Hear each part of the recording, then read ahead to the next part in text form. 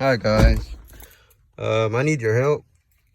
I have a BMW 2014 and I really don't know what's going on. I woke up this morning, it was kind of cold, and the vehicle does not start. I press on the brake.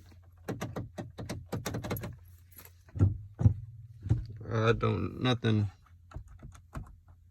works on it. And what sucks about it is I can't open the trunk and the battery's in the trunk.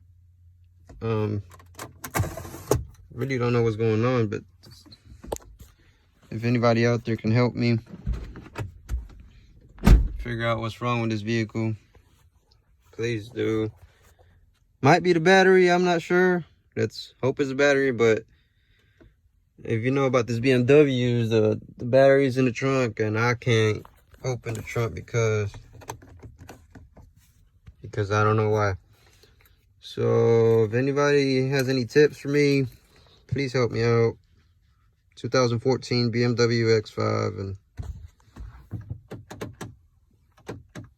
and yeah, thank you.